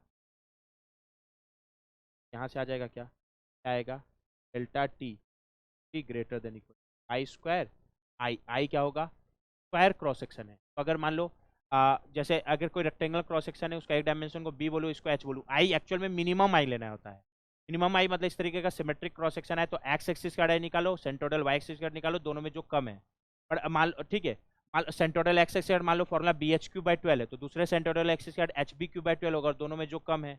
पर भी स्क्वायर है तो बी और एच सेम है, तो चाहे बी एच क्यू बाई 12 निकालो चाहे एच बी क्यू बाई 12 निकालो, दोनों बराबर आएगा क्या, हाँ सर बराबर आएगा। तो भी ले लो यहाँ क्योंकि विथ भी 6 mm है और हाइट भी 6 mm, बी 6 और एच बी 6, तो ये 6 इंटू 6 डिवाइड बाई 12 होगा, divide by L square, L is 1000 pi उसका स्क्वायर, ये हो गया, into alpha, alpha is 3 into 10⁻⁻6 into A, A क्या है क्रॉस सेक्शन का एरिया, क्रॉस सेक्शन स्क्वायर है उसका साइड 6 है तो स्क्वायर एरिया क्या होगा 6 का स्क्वायर दैट इज 36, सिंपली कर लिख सकते, यहाँ से क्या आ जाएगा, डेल्टा टी की लिमिटिंग निकालोगे ना, ये 1 केल्विन है, यानी अगर एक्चुअल डेल्टा टी 1 केल्विन या उससे ज़्यादा है तो क्या होने लगेगा, डेल्टा टी की minimum value which will cause buckling is correct answer. Kelvin में ही पूछा है। अच्छा डिग्री सेल्सियस में पूछेगा ना तो कन्वर्ट मत करने लगना। Delta T change in temperature, change in temperature kelvin और डिग्री सेल्सियस दोनों डिग्री सेल्सियस में। हाँ, ठीक है? इस क्वेश्चन का करेक्ट आंसर कितना? तो student now will discuss the solution of this question. This is multiple choice question. क्या बोला इस question? The minimum axial compressive load P required to initiate buckling for a pin column with bending stiffness EI and length L। सबसे पहले तो pin pin connection बोला हो क्या, और पिन पिन कनेक्शन के लिए अगर मैं इफेक्टिव लेंथ का बात करूंगा तो लेंथ के बराबर, और मिनिमम वैल्यू ऑफ पी पूछा है अगर एक्चुअल पी या तो उतना है या उससे ज़्यादा है तो बकलिंग होने। ठीक है, तो लिमिटिंग वैल्यू ऑफ पी जब निकालना हो तो वो बकलिंग के हिसाब से वो पी यूलर के बराबर होगा क्या? अच्छा, और पी यूलर निकालने का फॉर्मूला क्या है? Pi square E I upon L square, जहाँ ई आई होता है फ्लैक्सर रिजिडिटी। इसी को क्वेश्चन में बेंडिंग स्टिफनेस बोल दिया है। वैसे तो बेंडिंग स्टिफनेस का एक्सप्रेशन अलग होता है, पर यहाँ आप थोड़ा सा एप्टीट्यूड लगाना पड़ेगा, ये लिखने वाले का गलती है। एक्चुअल में इसका मोर एक्यूरेट होता वर्ड होता फ्लैक्सर रिजिडिटी। यहाँ भावनाओं को समझना पड़ेगा। यहाँ ई आई इसका क्या दिया हुआ है? Flexor rigidity. क्या हो जाएगा? पी की limiting value pi square E I upon L. L किसके बराबर है सर? लेंथ के बराबर है क्या? तो लेंथ स्क्वायर। पी की लिमिटिंग वैल्यू, एक्चुअल पी या तो इतना है या इससे, एक्चुअल पी इससे कम है तो बकलिंग नहीं होगा, इससे ज़्यादा है तो बकलिंग स्टार्ट हो जाएगा। मिनिमम वैल्यू ऑफ पी जिसके बाद बकलिंग स्टार्ट हो जाएगा, which is pi square E I upon L. यही पूछा है। कौन सा ऑप्शन से मैच कर रहा है ऑप्शन क्वेश्चन का जो correct answer. So student, now we will discuss the solution of this question. But this question is saying a steel column of rectangular section 15 mm into 10 mm and length 1.5 metre. तो एक steel column बोल रहा है जिसका cross section कैसा दिया है sir? Rectangle. Cross section rectangle, उसमें एक डायमेंशन 15 mm है और एक डायमेंशन 10 mm है। Cross section is rectangle, one dimension mm and other dimension and length 1.5 metre. इसका लेंथ दिया हुआ है क्वेश्चन में 1.5 मीटर, mm में कन्वर्ट करोगे तो it will B 1500। Is simply supported at both the end, यानी सिंपली सपोर्टेड यानी इसको पिन पिन कनेक्शन के जैसा हम लोग ट्रीट कर सकते हैं steel column. Assuming modulus of elasticity that is E is equal to 200 giga pascal, in mega pascal it will be 200,000 mega pascal. क्या हुआ है? The critical axial load, critical axial load यानी क्रिटिकल लोड पूछा है buckling के हिसाब से। यहाँ बकलिंग वर्ड मेंशन करना चाहिए बट नहीं बोला है, तो जब भी कॉलम में क्रिटिकल लोड पूछा है तो बकलिंग के हिसाब से ये मान के पूछा है, ये मान लो। मेरे को क्वेश्चन में पी क्रिटिकल पूछा है, पी क्रिटिकल बकलिंग के हिसाब से यूलर लोड के बराबर लेते हैं, यानी स्क्वायर। अच्छा, यूलर लोड निकालने का फॉर्मूला होता है pi square E I upon L square, जहाँ एल इफेक्टिव लेंथ होता है। अभी क्या बोला? कॉलम दोनों तरफ सिंपली सपोर्टेड। सिंपली सपोर्ट को हम लोग पिन पिन कनेक्शन जैसा लेके चलते हैं क्या? बस एक connection is pin pin connection, और पिन पिन कनेक्शन के लिए जो इफेक्टिव लेंथ है, इफेक्टिव लेंथ है दैट इज एल ई, वो लेंथ के ही बराबर होगा क्या? Length is L which is 1500। Fair point ये। तो अब हम लोग फॉर्मूला यूज कर सकते हैं। क्या हो जाएगा फॉर्मूला सर? मेरे को क्रिटिकल लोड यानी यूलर लोड निकालना है, उसको निकालने का फॉर्मूला क्या होता है? Pi square E I upon L E square. Yes sir, pi square. E is Young modulus, तो मेगा पास्कल, फोर्स को न्यूटन में, डायमेंशन को mm में रख रहे हैं, तो ई को न्यूटन पर एम स्क्वायर यानी मेगा पास्कल में रखोगे। It is 200,000 mega pascal. I actual में क्रॉस सेक्शन का मिनिमम मोमेंट यूनिट। जब भी रेक्टेंगल है ना तो सेंट्रोडल एक्स, मान लो मैं सेंट्रोडल एक्स एक्सिस इसको बोलूँ, इसका डाई निकालो, वो क्या होगा? 15 इंटू 10^3/12। वाई एक्सिस का निकालो, वो क्या होगा? 10 इंटू 15^12। दोनों में जो मिनिमम आ रहा है वो लोगे। और आई मिनिमम क्या होगा सर? 15 इंटू 10^12, और 10 इंटू 15^12 में मिनिमम क्या होगा? 15 इंटू 10^12, क्योंकि छोटे वाले का क्यूब हो रहा है। ठीक है, तो अगर आई इज इक्वल टू क्या होगा सर? आई की मिनिमम वैल्यू, और आई की मिनिमम वैल्यू कितनी होगी यहाँ? 15 into 10³ divide by 12 mm to the power. फिर पॉइंट ये पुट करो। ठीक है, चाहो तो कैलकुलेट करके पुट करना है। 15 into 10³ divide by 12 divide by L square, और एल एल के बराबर है, और एल एल के बराबर, और एल 1500 स्लो या क्रिटिकल लोड आ जाए। क्लियर? अब तो ये कैलकुलेशन है, कितना आ रहा है after calculation? Pi square E I 8 pi square divide by 15। Calculation check कर लेना। It is coming 109.62 newton. अब क्वेश्चन में किस यूनिट में पूछा वो ध्यान देना। क्वेश्चन में पूछा है किलो न्यूटन में, किलो न्यूटन में कन्वर्ट करोगे तो आएगा सर 1.096। लास्ट में answer correct up to 2 decimal place पूछा है, तो जो भी 2 डेसिमल प्लेस तक करेक्ट आंसर है वो पुट, तो 1.09 भी पुट कर सकते हो और 1.10 भी पुट कर सकते हो। पॉइंट, क्योंकि ये 9 ये 6 5 से बड़ा है, तो अगर एक बढ़ा दोगे तो ये 10 वो चलेगा। तुम लोग 1.09 पुट करो या 1.10 पुट करो, रेंज उतना का जो करेक्ट आंसर है दैट इज 1.09 किलो। ओके, तो student now will discuss the solution of this question. क्या बोला इस क्वेश्चन में, an initially stress free massless elastic beam of length L and cross section with diameter D, diameter D length के compare में काफी कम है ये बोल रहा है, is held fixed between the two wall as shown in figure, two wall के बीच इसको फिक्स किया हुआ है। the beam material has young modulus E and coefficient of thermal expansion alpha, if the beam is slowly and uniformly heated the temperature rise required to cause the beam to buckle is proportional। वो temperature जाए जो beam को buckle करने के लिए required होगा, वो temperature rise diameter के टर्म में पूछा है कि किसके प्रोपोर्शनल होगा, डी के की डी स्क्वायर के की डी क्यूब के की डी टू दी। काफी अच्छा क्वेश्चन है ये। सबसे पहले तो इस सिस्टम में हम लोग टेम्परेचर इसका बढ़ा रहे हैं, जाहिर सी बात है हीट कर रहे हैं, तो अब टेम्परेचर बढ़ाएंगे तो इस पूरे बार का या बीम का लेंथ बढ़ना चाहेगा कि अगर मैं इस पॉइंट को ए बोलूँ इस पॉइंट को बी बोलूँ तो पूरे ए बी पोर्शन का लेंथ बढ़ना चाहेगा। अब ये दोनों तरफ से रेस्ट्रिक्टेड है तो इसका लेंथ बढ़ना तो चाह रहा है, लेकिन ये चूंकि रेस्ट्रिक्शन है तो ये इसके लेंथ को बढ़ने नहीं देगा। मतलब मैं बोलूं क्या दोनों तरफ एक ऐसा रिएक्शन आएगा जो इसको जबरदस्ती कॉन्ट्रैक्ट करके रखा है, क्योंकि इसका लेंथ खुद से बढ़ना चाह रहा है, क्योंकि हम लोग इसका टेम्परेचर बढ़ा रहे हैं बट ये रेस्ट्रिक्शन इसके लेंथ को बढ़ने नहीं दे रहा है। तो दोनों तरफ इस तरीके से रेस्ट्रिक्शन आएगा जो इसको जबरदस्ती क्या करके रखा होगा, कॉन्ट्रैक्ट करके रखा होगा। और चूंकि अभी इस सिस्टम में कोई एक्सटर्नल लोड नहीं है तो ये रेस्ट्रिक्शन या रिएक्शन की वैल्यू क्या होगी, इक्वल एंड अपोजिट। तो अपोजिट तो डायरेक्शन ऑलरेडी दिख रहा है, दोनों का मैग्नीट्यूड भी सेम होगा। क्यों, क्योंकि कोई भी एक्सटर्नल लोड। अब पहले मैं इस आर का एक्सप्रेशन निकाल लेता हूं, और चूंकि आर इस मेंबर पे एज ए कंप्रेसिव लोड लग रहा है तो इस कारण से इसमें बकलिंग हो सकता है कि कोई भी मेंबर में अगर एक्सल कंप्रेसिव फोर्स आ रहा है, अगर वो यूलर लोड के बराबर या उसको क्रॉस कर जाए तो उसमें क्या होने के चांसेस होंगे, बकलिंग होने के। ठीक है, तो पहले हम लोग इस आर का एक्सप्रेशन, ठीक है, आर का एक्सप्रेशन कैसे आएगा, ये रिएक्शन क्यों आया, क्योंकि ए बी पोर्शन का लेंथ बढ़ना चाह रहा है बट ये रेस्ट्रिक्शन उसके बढ़ने नहीं दे रहा है। अच्छा, ये रेस्ट्रिक्शन लगाने के बाद तो चूंकि ए और बी फिक्स है तो मैं बोलूँ क्या actual value of delta A B zero होगा क्या सर, ये रेस्ट्रिक्शन लगाने के बाद एक्चुअल डेल्टा ए बी क्या होगा sir, zero.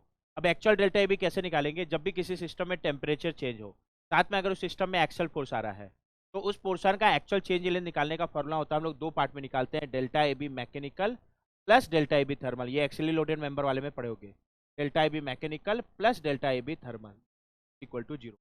Now delta A B mechanical कैसे निकालते हैं सर, मैकेनिकल यानी जो एक्सल फोर्स के कारण आ रहा है, ये निकालते समय मैं टेंसाइल को प्लस करूंगा, कंप्रेसिव को माइनस, प्लस जिस पार्ट के कारण ये इलोंगेट होगा उसको प्लस लेके चलूंगा, जिस कारण ये कॉन्ट्रैक्ट होगा उसको माइनस लेके चलूंगा। Clear point. अगर अभी ए बी का एक्सल फोर्स देखोगे तो क्या वो माइनस आ रहे हैं, क्या माइनस कर क्यों, क्योंकि ये कंप्रेसिव है। क्या माइनस साइन के साथ क्यों बोल रहा हूँ, क्योंकि कंप्रेसिव है मतलब उसको कॉन्ट्रैक्ट करने की कोशिश करेगा, और जब इलोंगेट करने की कोशिश करा तो मैं उसको प्लस ले रहा हूँ, कॉन्ट्रैक्ट करने की कोशिश करा है तो माइनस ले रहा हूँ। ए बी पोर्शन का axial force is minus R, length is L, area को ए बोल दे रहा, वो डायमीटर के टर्म में निकाल लोगे तो इसका भी डायमीटर डी है। मैं क्या करता हूँ, इसके क्रॉस सेक्शनल एरिया को एक बार के लिए हम लोग क्या बोल देते हैं, ए। ठीक है, और ए क्या होगा sir, pi by 4 small D, ये बाद में हम लोग पुट, अभी एरिया को ए, इसका यंग मॉडुलस कितना है sir, E, plus delta A B thermal. Delta A B thermal निकालने का हमेशा फॉर्मूला क्या होता है, अगर इसका coefficient of thermal expansion alpha question में दिया है तो डेल्टा ए बी थर्मल निकालने का फॉर्मूला होता है अल्फा ए बी पोर्शन का initial length into delta T, coefficient of thermal expansion is alpha, initial length is L और डेल्टा टी, और ये डेल्टा टी ही बताना है डी के टर्म में कि डी के प्रोपोर्शनल होगा कि डी स्क्वायर के, डी क्यूब के, कि डी टू दी पावर 4 के, वो डेल्टा टी जिसमें ये बकल होने लगे, दैट इज इक्वल टू, यहाँ से अगर आर का एक्सप्रेशन निकालोगे ना तो आर का एक्सप्रेशन आ रहा है alpha A E delta T U, और ये जो आर का नेचर है इस मेंबर के लिए कैसा, एक्सल कंप्रेसिव। अच्छा, अब मेरे सिस्टम में बकलिंग कब होगा, जब मेरा जो actual axial compressive force in the system है दैट इज आर, वो क्या हो जाए, यूलर लोड के बराबर या उससे क्या हो जाए ज़्यादा। और यूलर लोड निकालने का फॉर्मूला क्या होता है, pi square E I, E young modulus, eye area moment of inertia of the cross section about neutral axis upon L E square, L E effective length. Clear point. Limiting value देखते समय equal to sign ले लेना। अच्छा, are का expression क्या है sir? Alpha A E delta T must be greater than equal to pi square E I upon L square. अच्छा, अब डेल्टा टी का रिलेशन जो है ना, वो डायमीटर के साथ पूछा है, तो जो चीज डायमीटर में डिपेंड करेगा उसको अलग रखो, बाकी चीज को एक साथ कर दो। तो पाई स्क्वायर तो डायमीटर पे डिपेंड नहीं करेगा, ई भी डायमीटर पे डिपेंड नहीं करेगा, L E square effective length है वो भी डायमीटर पे डिपेंड नहीं करेगा, आई डायमीटर पे डिपेंड करेगा, क्योंकि आई का फॉर्मूला क्या होगा? Pi by 64 D to the power 4। तो उसको एक बार के लिए अलग कर देता हूँ। इसके अलावा ये पूरा पार्ट नीचे चला जाएगा। अल्फा अल्फा भी डायमीटर पे डिपेंड नहीं करेगा, ई पे डायमीटर पे डिपेंड नहीं करेगा। खैर, ये ई और ई कैंसिल हो जाएगा, तो लिखने का भी जरूरत है। ये ई और ई क्या हो जाएगा सर? कैंसिल हो जाएगा। क्लियर? बढ़िया हो गया। एरिया ऑफ डायमीटर पे डिपेंड करेगा, pi square I by A. Clear? बढ़िया। लिमिटिंग वैल्यू निकालते समय इक्वल टू साइन ले लेना। तो जो डेल्टा टी की लिमिटिंग वैल्यू है वो इसके प्रोपोर्शनल होगा। अब इसमें डायमीटर में डिपेंडेंसी वाला टर्म ये है क्या? अच्छा, आई का फॉर्मूला तुम लोग ऐसे ही लिख सकते हो, कैलकुलेशन का जरूरत नहीं है। Pi by 64 D to the power 4, यानी आई में डी की पावर में 4 आएगा, नीचे area, area pi by 4 D square, तो एरिया में डी स्क्वायर होगा, ऊपर डी टू दी पावर 4 नीचे डी स्क्वायर, तो उसको सिंप्लीफाई करोगे तो डी स्क्वायर आएगा क्या? तो डायरेक्ट बोल सकते हो कि delta T will be proportional D square. Clear point? इसको एक बार क्लियर, अगर मैं वैसा लिखूं क्या आ जाएगा? Delta T must be greater than equal to, और जिसमें बकलिंग स्टार्ट हो जाएगा ना, pi square L E square alpha, I क्या होगा sir? Pi by 64 T to the power 4 upon area क्या होगा sir? Pi by 4 T square. Clear point? हो गया। इसको अगर सिंप्लीफाई करके देखो क्या आ जाएगा सर? डेल्टा टी हो सकता है is proportional to T to the, अगर केवल डायमीटर वाला relation, diameter to the power 4 diameter, क्या आ जाएगा? Delta T. इसके अलावा बाकी सारा पार्ट कांस्टेंट है। ठीक है, तो डेल्टा टी, यहाँ से मैं क्या कंक्लूजन, वो टेम्परेचर राइज, फिर एक तरह से बोल सकते हो मिनिमम टेम्परेचर राइज, क्योंकि एक्चुअल डेल्टा टी या तो इतना ही ऐसे ज़्यादा होगा तो बकलिंग, पर उसका जो वैल्यू है वो डी स्क्वायर के प्रोपोर्शनल, मतलब डी स्क्वायर जितना ज़्यादा होगा डेल्टा टी की वैल्यू उतनी ज़्यादा लेनी पड़ेगी, फिर बकलिंग क्या हो जाए? स्टार्ट हो जाए। तो कब बकलिंग स्टार्ट होगा उसके बारे में क्या हो गया? के प्रोपोर्शनल ऑप्शन का, इस क्वेश्चन का जो करेक्ट आंसर है that is done. So student, now we'll discuss the solution of this numerical answer type. Average question. Consider a steel column of young modulus 200 gigapascal. So young modulus दिया है that is megapascal. It will be 200 triple. Hinged at both side, यानी ये pin pin connection है क्या? हाँ sir. और pin pin connection, hinged at both side, यानी hinge connection को पिन लेके चलते हैं और दोनों साइड है तो connection is pin pin connection. अगर कॉलम के लेंथ या हाइट को मैं एल बोलूँ तो मेरे को पता है कि पिन पिन कनेक्शन में जो इफेक्टिव लेंथ है वो कितना बराबर होगा लेंथ के। Clear point? हो गया। अच्छा, इसका हाइट दिया, हाइट मतलब वही लेंथ कितना दिया है sir? 1 metre. Length is 1 metre, that is in mm it will be 1000 mm। और अभी इफेक्टिव लेंथ लेंथ के बराबर है क्या? तो इफेक्टिव लेंथ चूंकि लेंथ के बराबर है तो ये भी 1000 mm। ठीक है। Cross section is square with 10 mm into 20 mm side. तो मेरे को क्वेश्चन में क्रॉस सेक्शन दिया है क्या? Cross section is square with side 10 mm, मतलब इसका एक साइड 10 mm होगा और एक साइड 20 mm। फिर पॉइंट, अब मेरे को क्या पूछा है? Lowest Euler critical load. Euler critical load P Euler को निकालने का फॉर्मूला क्या आता है? पाई स्क्वायर ई आई, जहाँ I minimum I moment of inertia divide by L square. फिर पॉइंट, यूलर लोड निकालने का फॉर्मूला क्या होता है sir? E Euler is equal to pi square E I upon L square. सारा चीज तो दिया हुआ है। Pi square E is Young modulus which is 200 mega pascal. Sir, I minimum moment of inertia लोगे, मिनिमम कैसे निकालेंगे? रेक्टेंगल है तो सेंट्रोइडल एक्स एक्सिस निकालो, वाई एक्सिस निकालो, दोनों में जो कम आएगा। अगर मैं इसको एक्स एक्सिस बोलूँ तो एक्स एक्सिस का 10 इंटू 20³/12 होगा क्या? तब सेंट्रोइडल वाई एक्सिस का 20 इंटू 10³/12 आएगा। दोनों में कम क्या होगा? 20 इंटू 10³/12, क्योंकि 20 इंटू 10³ में छोटे वाले डायमेंशन का क्यूब हो रहा है। पाई की मिनिमम वैल्यू कितनी हो जाएगी sir? 20 into 10³ divide by 12 upon L ई का स्क्वायर। एल ई कितना है सर? 1000, तो 1 यहाँ से क्या आ जाएगा? सर लोड है कि sir coming pi square into triple into 20 n³ divide by 12 divide by 1 is coming 0.868 fair point. अब क्वेश्चन में किस यूनिट में पूछा है, न्यूटन में ही पूछा है क्या, तो फिर एक बार कैलकुलेशन जरूर चेक कर लेना तुम लोग अपने साइड से भी। Is coming 89.868 Newton, 89.8। इस क्वेश्चन का जो करेक्ट आंसर होगा क्या 328 पॉइंट। तो स्टूडेंट अब हम लोग इस क्वेश्चन का सोल्यूशन डिस्कस करेंगे। अब इस क्वेश्चन में for a long cylinder column of uniform cross section the ratio of critical buckling load for the case with in both end clamped, both end clamp मतलब दोनों एंड फिक्स किया हुआ है, to the case with both end hinged. यहाँ question में दो cases दिया है क्या, केस वन में क्या है both end clamped, both end claimed means both end clamped, both end claimed means both and is fix. Second case क्या बोल रहा है कि बोथ एंड इज हिंज, और इन दोनों केस का हम लोग को क्रिटिकल लोड का क्या निकालना है। यही क्वेश्चन में क्या बोला है क्या, हाँ सर क्या बोला है, बोथ एंड क्लेम्ड और फिक्स, और बोथ एंड क्या क्या हुआ है, हिंज किया हुआ है, तो इनका क्रिटिकल बकलिंग लोड का रेशियो निकाल। तो फर्स्ट केस के अगर बकलिंग लोड को मैं P1 बोलूँ, सेकेंड केस के बकलिंग लोड को P2 बोलूँ, 1/P। अच्छा, बकलिंग लोड निकालने का फॉर्मूला होता है पाई स्क्वायर EI/L²। ध्यान समझना, दोनों केस में केवल एंड कंडीशन को चेंज करने बोला है, बाकी पार्ट चेंज करने नहीं बोला है। यानी दोनों केस का फ्लेक्सर रिजिडिटी चेंज होगा, सेम होगा क्या, दोनों केस का लेंथ सेम होगा, इफेक्टिव लेंथ का बात नहीं कर रहा हूं, लेंथ सेम होगा क्या, क्या सर। तो अगर मैं फर्स्ट केस का फ्लेक्सर रिजिडिटी E1I1 है, सेकेंड केस का फ्लेक्सर रिजिडिटी E2I2 है, तो दोनों सेम होगा, तो मैं सिंपली EI से डिनोट कर देता हूँ। फर्स्ट केस का लेंथ L1 है, सेकेंड केस का लेंथ L2 है, तो दोनों बराबर होगा, उसको L से डिनोट। अब अगर मैं इफेक्टिव लेंथ का बात करूंगा, फर्स्ट केस का इफेक्टिव लेंथ को अगर मैं LE1 बोलूँ, तो इफेक्टिव लेंथ फर्स्ट केस में क्या बोला है, दोनों एंड फिक्स है। अगर बोथ एंड फिक्स है तो उस केस में इफेक्टिव लेंथ लेंथ बाई 2 के बराबर होता है क्या, तो फर्स्ट केस का लेंथ L है, तो इफेक्टिव लेंथ L/2 होगा। एंड सेकेंड केस के इफेक्टिव लेंथ को अगर मैं LE2 बोलूँ, क्योंकि एंड कंडीशन चेंज होने से इफेक्टिव लेंथ का फॉर्मूला चेंज हो जाता है, तो सेकेंड केस के इफेक्टिव लेंथ को LE2 बोलूँ, तो सेकेंड केस में क्या है, दोनों पिन कनेक्शन है, और दोनों एंड पे पिन पिन कनेक्शन जब हो तो इफेक्टिव लेंथ लेंथ के ही बराबर होता है, और सेकेंड केस का लेंथ L है क्या, तो ये L के ही बराबर।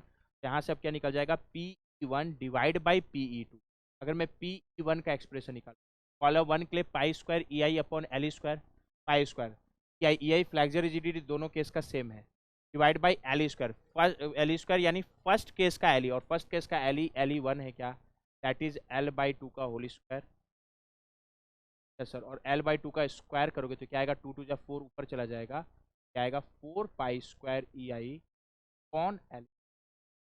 ऐसे इसको इक्वेशन 1 बोल देते हैं। यस सर, सेकंड केस के P को PE2 बोल, PE2 क्या होगा, सेकंड केस के लिए pi square EI/L², pi square EI/L²। Yes sir, LE इसको LE2 का स्क्वायर कर दो, और सेकंड केस का जो LE है वो लेंथ के ही बराबर है क्या, तो अल्टीमेटली ये कितना आ जाएगा, पाई स्क्वायर EI/L²। इसको जैसे ये निकल गया, तो अगर मैं इक्वेशन 1 डिवाइड बाई इक्वेशन 2, क्या निकल जाएगा, 1/P। निकालते समय जो दोनों में कॉमन है वो कट जाएगा, P1 पाई स्क्वायर EI/L² इसमें भी आ रहा है, पाई स्क्वायर EI/L² इसमें भी आ रहा है, उसके अलावा P1 में क्या बच रहा है, ऊपर में 4, P2 में नीचे में 1, अल्टीमेटली P1/P2। क्वेश्चन में यही रेशियो पूछा।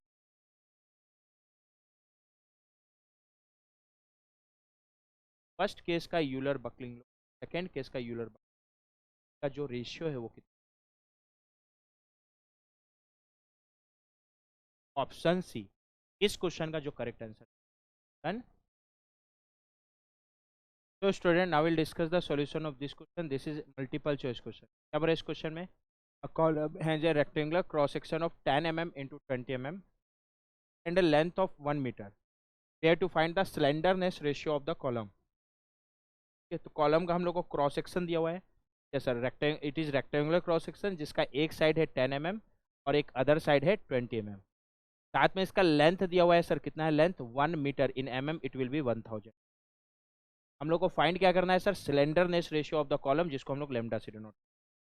अच्छा, slenderness ratio that is lambda निकालने का फॉर्मूला क्या होता है, L/K, जहाँ L क्या है इफेक्टिव लेंथ और K क्या है radius of gyration. Radius of gyration में भी हम लोग मिनिमम रेडियस ऑफ जायरेशन निकालते हैं, तो ये हम लोग का स्लेंडरनेस रेशियो निकालने का फॉर्मूला है L/K। अच्छा, L इफेक्टिव लेंथ के लिए एंड कंडीशन कॉलम का क्वेश्चन में दिया होना चाहिए था, एंड कंडीशन नहीं दिया है, वो दिया होना चाहिए था। तो एंड कंडीशन नहीं दिया तो अभी हम लोग ये मान के चलते हैं कि यहाँ पर जो लेंथ है वह इफेक्टिव लेंथ दिया है में, क्योंकि ये क्वेश्चन में मेंशन्ड होना चाहिए था, पर चीज चूंकि ये मेंशन नहीं है तो जो लेंथ है अभी उसी को हम लोग क्या लेके चल लेते हैं, इफेक्टिव लेंथ, क्योंकि we have no other option. ठीक है, तो एल तो पता चल गया। अगला स्लेंडरनेस रेशियो लैम्डा निकालने के लिए रेडियस ऑफ जायरेशन निकालना पड़ेगा। Yes sir, radius of gyration के क्या होता है sir, square root of I minimum divide by A, क्योंकि हम लोग को मिनिमम रेडियस ऑफ जायरेशन निकालना। आई क्या है, क्रॉस सेक्शन का मिनिमम मूवमेंट ऑफ इनर्शिया। अब क्रॉस सेक्शन रेक्टेंगल है तो अगर मैं इसको एक्स एक्सिस ले चुके चलो तो सेंट्रोडल एक्स एक्सिस का आई निकालोगे तो 10 इंटू 20³/12 आएगा। सेंट्रोडल वाई एक्सिस का निकालोगे तो 20 इंटू 10³/12 आएगा, दोनों में जो कम है। अच्छा, 20 इंटू 10³/12 में कम वैल्यू का क्यूब हो रहा है क्या, तो 20 इंटू 10³/12 मिनिमम आएगा क्या। तो आई की मिनिमम वैल्यू कितनी हो गई sir, 20 into 10³ divide by 12 divide by area. Area rectangular cross section है जिसका एक डायमेंशन 10 और एक डायमेंशन 20 है, तो इसका एरिया कितना आएगा सर, 10 इन, यहाँ से क्या निकल जाएगा sir, radius of gyration that is K, कितना आएगा 20 into 10³ divide by 12 divide by 10 divide by 20 10 square root. Calculation you can check, it is coming 2.886। और जैसे ही ये आ गया तो हम लोग को क्या निकालना था sir, slenderness ratio. Yes sir, slenderness ratio lambda क्या होता है sir, LE/K। Yes sir, LE is effective length which is 1000 mm and K कितना है सर, 2.886। यहाँ से क्या निकल जाएगा, लैम्डा आ रहा है sir, lambda 1000 divide by 2 is coming 346.5। 340 slenderness ratio पूछा था, आ गया सर 346 पॉइंट के आसपास जो है 346.5। कौन सा ऑप्शन इसके साथ मैच कर रहा है, ऑप्शन। इस क्वेश्चन का जो करेक्ट आंसर है वो क्या हो जाएगा, ऑप्शन। तो student now will discuss the solution of this question. क्या बोला इस क्वेश्चन में, the rod PQ of length L with flexure rigidity EI is hinged at both the end. For what minimum force F is expected to buckle। मतलब F की वो value अगर actual F या तो उतना या उससे ज्यादा तो ये क्या कर जाएगा, बकल कर जाएगा। ठीक है, सबसे पहले तो बकलिंग के लिए हम लोग का जो इस मेंबर पे एक्सल कंप्रेसिव फोर्स आएगा, अगर वो यूलर लोड को क्रॉस कर जाए तो बकल होने लगेगा क्या। तो पहले मेरे को ये निकालना पड़ेगा कि इस मेंबर पे एक्सल कंप्रेसिव फोर्स कितना आ रहा है। तो अभी F तो इस डायरेक्शन में आ रहा है, यस सर F इस डायरेक्शन में आ रहा है। इसको थोड़ा अच्छे से ड्रॉ करोगे, F तो एक्चुअली में F इस पॉइंट पे इस डायरेक्शन में आ रहा है। अब ये देखेंगे इस F का कंपोनेंट, कितना कंपोनेंट इस रॉड या इस कॉलम PQ के अलोंग आ रहा है। क्लियर है, तो अगर उसको क्या करूंगा तो इसको मैं रिजॉल्व कर देता हूं, इस F को PQ के अलोंग और दूसरा PQ के परपेंडिकुलर। अच्छा, अभी ये एंगल 45 डिग्री है क्या, इसी लाइन को आगे कंटिन्यू किया और ये हॉरिजॉन्टल है तो ये एंगल भी 45 डिग्री होगा क्या। तो अगर F को मैं PQ के अलोंग और परपेंडिकुलर रिजॉल्व करूं तो जो अलोंग कंपोनेंट है सर वो अलोंग कंपोनेंट कितना आएगा, F cos 45 आएगा क्या, और cos 45 1/√2 है तो इट विल बी F/√2, और ये कंप्रेसिव नेचर का आ रहा है। और ये जो कंपोनेंट है it will B F sin 45, sin 45 by 1/√2 होता है तो ये भी F/√2।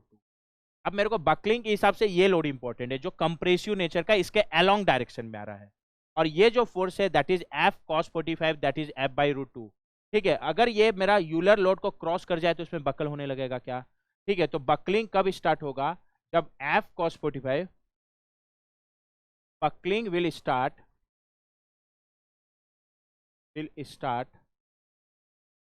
when F cos 45 crosses Euler load. Euler load निकालने का फॉर्मूला क्या होता है, pi square EI upon LE square. EI flexor rigidity और क्वेश्चन में वो दिया हुआ है ऑलरेडी EI, तो पाई स्क्वायर EI। LE क्या होगा सर, इफेक्टिव लेंथ, और LE क्या होगा sir, effective length of the column that is LE का स्क्वायर। Clear point. अच्छा, इफेक्टिव लेंथ, अभी कॉलम का लेंथ L दिया है, ये दोनों एंड पे पिन पिन कनेक्शन है क्या, और फॉर पिन पिन कनेक्शन जो इफेक्टिव लेंथ है वो किसके बराबर होगा, लेंथ के बराबर होगा। क्लियर, तो यहाँ से क्या जाएगा, और ये F cos 45 nothing, F cos 45 इसकी वैल्यू F/√2 है तो फिर बाद में मिलेगी। यहाँ से क्या आ जाएगा सर, F/√2 अगर ग्रेटर देन इक्वल टू हो जाए पाई स्क्वायर EI अपॉन LE, और LE किसके बराबर है, L के बराबर, L स्क्वायर आ जाएगा क्या।